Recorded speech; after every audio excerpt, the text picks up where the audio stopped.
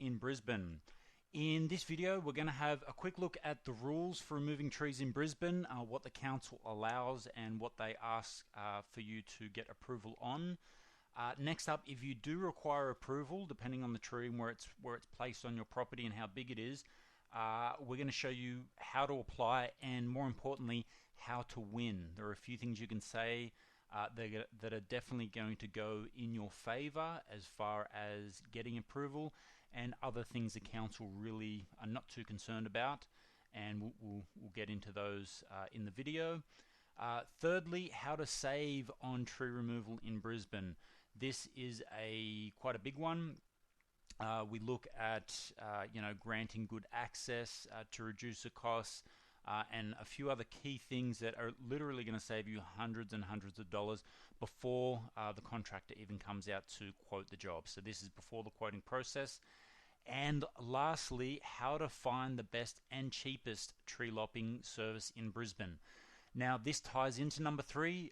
One of the best ways to save obviously is getting the best and cheapest guys to quote the job in the first place.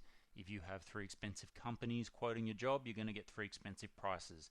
Now, cheap doesn't mean poor quality of service. These guys that I'm going to show you are renowned for the best quality of service, and really good prices. So let's get into it.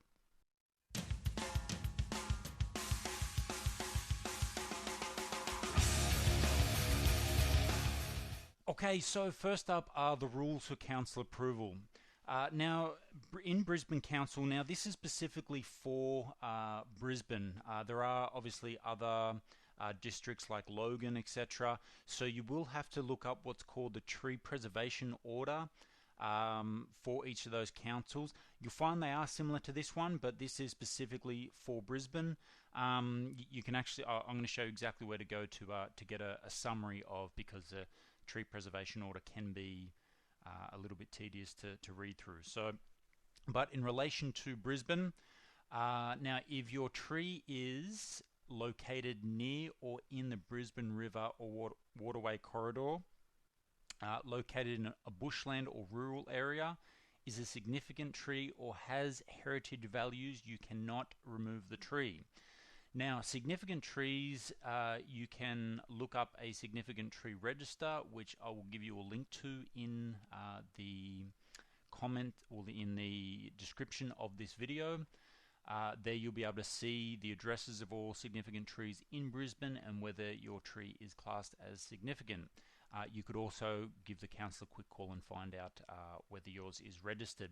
Now, things that you don't need a permit on are if a tree is dead, dying, or considered hazardous. So splitting trunks, leaning after, say, a storm, dead trees, fallen trees, that type thing. There is also a list of noxious weeds, which are Australia-wide, and specific ones for Queensland. Again, I'll give you the link to that. If yours is considered a noxious weed, such as a camphor laurel, you should be okay to remove that without council approval. Now, next up is how to apply for council approval and win. Now, first we're going to look at what is your excuse. Arborist reports, report costs, and what if they say that your tree has to stay. So if your tree is not exempt and you do have to go through council to get approval for the removal of the tree, there are a few reasons that council really aren't too concerned about, such as they always ask for a reason why you want to remove the tree. So maybe it's a part of a DA construction plan. Depending on the size and significance of the tree, normally they'll let that go through. There are tight rules, though, that you will have to replant trees, whether on your property or pay for trees to be planted elsewhere on public parklands. But if you were to say, if it's not part of a DA and you were to say something like, I don't like the look of it, it's giving my house too much shade, it drops too many leaves in the gutters, my pipes, my stormwater pipes are getting full of roots and I keep having to get a plumber out. These are excuses that the council really don't care about. That's your problem. They don't mind. They see the tree as having a lot more value to the environment. Once a tree reaches a certain maturity, it's actually, even though it's on your property, it's actually considered the community's tree, and it's a part of the urban environment, urban forest, which I know can be a bit of a pain if it's on your property, but in general it really is a good thing. But look, if you really did want to get rid of the tree, things like if it is destroying the foundations of your home, that is a big one. If you can prove it's planted too close, or maybe your neighbor's property is destroying its foundations. Maybe it's become dangerous. Maybe it's dropping large branches. You have children playing underneath. That one is actually a big one. If you put the council on notice for safety reasons and just letting them know, look, this tree is getting dangerous, I think we should have it removed for safety reasons. A lot of the time you'll find they'll come to the party.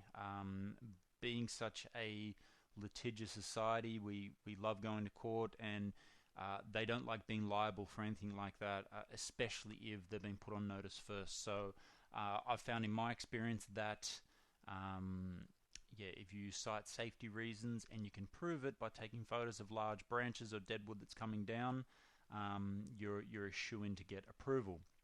Now, a lot of the time they'll ask for a second opinion, which is in the form of an arborist report. Now, these are separate from council, so the council will ask you to contract a qualified arborist, which will most likely have to be a Certificate 5. Well, actually in Brisbane it might actually be a Certificate 3 arborist. The council will specify, and you will need to get them to assess the tree and give their opinion basically to council on whether it should be retained or to give approval to remove it. Obviously the final say is with the council, but it is another process. Now, an arborist report can cost anywhere from $250 to $400 for a single tree, and they don't have to give approval. They can cite to the council that it looks like a healthy tree and it should stay. Now, this is where your selection process of what arborist to choose comes into play. There are two types of arborists. There are a strictly consulting arborist who all they do is arborist reports all day, and there are arborists who are a working arborist and also do reports. Now, if I were you, I'd go for a working arborist because a lot of the time they just seem to lean towards giving approval because I know it's a conflict of interest, but they can generally get the work afterwards. So it feeds them and it feeds their needs. They can do a report for $200 or $300 and then get paid $1,000 to remove this big tree. So they're happy with that. I suggest that you feel out the arborist first, ask them their opinion on the tree before they write up the report. Otherwise you could get quite a disappointing report come in. And if you do get a report and it says that it should be retained, you don't have to submit that to council. That's the arborist's opinion, and you're well within your rights to seek a second opinion. So I'd hang on to that report and get a second opinion and try and make that opinion be to get the tree removed if that's what you're after. So that about wraps it up for council approval. Next up is how to save on tree removal in Brisbane. Now, one of the biggest factors in cost is access. If you have a tree that is in your front yard, you've got great access to the street via a driveway, it is going to be a lot cheaper than removing the same tree of the same size and height in a backyard with only a side gate access. So you could end up paying twice as much. It might be $15 out the front and $3,000 out the back, depending obviously on the size of the tree. So granting good access is a very big factor. Now, a lot of the time, if you don't have rear access, you might find that your neighbor at either side might have rear access, and you can remove a panel of fence and ask them politely if you can get access through their yard. Maybe a neighbor at the back has it. Maybe you back onto a lane or a park. There is a multitude of ways that you can get around it. If you can't, I've got some other ideas that are still going to save you a lot of money. So number one, try and grant your arborist better access, and let them know before they quote the job that you are going to give them rear access, because they need to know that before they quote the job. So the second big one is disposal of waste. Now, first up, let's talk about palm trees. Palm trees are not really a tree, and they can't be disposed of easily by arborists. They can't, for example, chip them up and put them on someone's garden. It's very acidic, and the same rules don't apply to a regular tree, so they have to pay to dump them. Now, dumping fees in the major cities are quite expensive these days. It's around $200 a ton, and you're going to be paying for that. So, you know, a regular cocos palm with a 30 centimeter girth trunk, you're probably looking at, you know, 300 or 400 kilos. So if you've got 5 or 6 of them, the cost to dump it really does add up. So if you can get rid of the waste free, it's really going to save you quite a bit of money. So 2 things I suggest, well 3. Firstly, you could get a skip bin and ask your arborist for 2 quotes. Firstly, a quote to just cut down and leave them, or load them into a skip bin, or secondly, just to cut them down and obviously take them away, so you can weigh up the price. The skip bin might save you a lot because the skip companies do get quite large discounts on dumping, so they're not paying retail prices, so you might find that there is a quite a saving there. Your best bet is to try and align the removal of your palm trees with a council cleanup. So generally most councils allow you to either ring up twice a year, or they have scheduled cleanups where you can leave green waste or rubbish on the nature strip. So this is going to literally save you hundreds and hundreds of dollars being able to dump your palm waste for free. So try and line it up where the contractor comes at the right time, maybe a week before, and they can leave it out the front. Thirdly, you can dispose of it yourself in a green bin over time, which actually works quite well as well. So when you cut down a palm tree, and if you just leave the logs sit there for a few weeks, they will dry out and lighten up quite a bit. So you'll be able to easily manually put them in a bin and dispose of them over time. Now on to a regular tree with firewood. We discussed previously, especially if you had bad access, an arborist is going to quote you a price to take the tree down, and they will have to manually carry literally tons of logs all the way out the front to their truck. So if you can save them that trouble, you're going to save quite a bit of money. Firstly, on the removal of the tree, but secondly, you can actually make quite a bit of money on the sale of the firewood. So firstly, you ask for 2 prices: one to remove the tree completely, and a second one to cut the tree down and leave the timber cut up in firewood sized pieces stacked in the backyard. Once you get those 2 prices, you can weigh up the difference. Even if they're about the same price, you're still going to save a lot of money getting them to cut it up into firewood, because then you take a photo, put it on eBay, and you'll find people are really hungry for firewood. They'll come round, they'll carry it out the front themselves, and they'll do all the work and take it away, plus they'll pay you for the privilege. So that is a very big tip, is to keep the firewood. And lastly is to hire a gardener and not an arborist. Now obviously there's a big difference between an arborist and a gardener. An arborist has done an equivalent to a horticulture course, but it specializes in trees and the removal of large dangerous trees.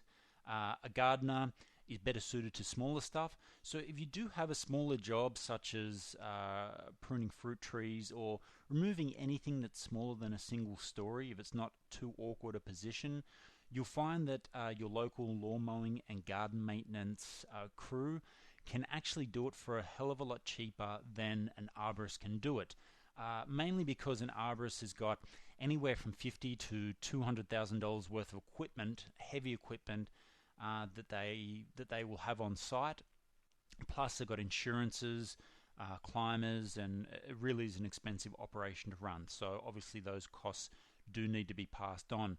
Where a gardener, they generally just have a ute and a lawnmower and a few tools like that, but they'll certainly be able to get the job done. So that is a big tip. Make sure you are hiring the right professional in the first place. Now, fourthly, the big one: how to find the best and cheapest tree services in Brisbane. Now, you can do what most people do, which is either go to the local paper or type into Google or Yahoo Tree Services Brisbane and get the first few results. Now the problem with that is most people that you find on the front page of Google have paid quite a lot of money to be there. Either they're paying to be advertised at the top, or they're paying quite a bit of money to a what's called a search engine optimization company to get them on the front page of Google. So you'll find that even though they're the first one you find, they have a lot of initial costs to be there and get in front of you, and they're going to pass those costs on. So look, this is not always, but a lot of the time the bigger companies are on the front page of Google, and they've got the bigger ads in the yellow pages and the top of yellow pages online and all this kind of thing. So they are generally a lot more reputable too. So what we need to do is find you companies that are of a small or medium size. They have great prices, but they are qualified, insured, and they do a great standard of work. Now this is where GoTree quotes can come in and be a huge help to you. Over the last few years we have curated a list of the best and cheapest tree experts in Brisbane, in fact in every city in Australia, based on the votes of previous users in your area. So all you have to do is come to the site and click Get My 3 Quotes Now. It'll take you to a page where you can fill in a 30-second form. You can just tell us a little bit about your job, the type of job, whether it's removal of prune or palm tree, a rough size, suburb and job description, and a few of your details. Once you do that, we actually forward it on to the closest 3 arborists who have been voted as best priced, and they get in contact and give you a quote. Now this is a free service, it doesn't cost you anything, and obviously the quotes are obligation free. So again, you could go in alone if you like. It can be a hit and a miss. The best way, as I mentioned previously, to save on tree removal or tree pruning is to get the best priced tree companies to quote the job in the first place. If you're getting 3 expensive companies to quote the job, you're selecting between 3 expensive quotes. So this really does work out to be far cheaper. You can really save up to 43%, and it's definitely worth your while. Okay guys, that's it from me. Thanks for watching the video, and all the best with your tree job.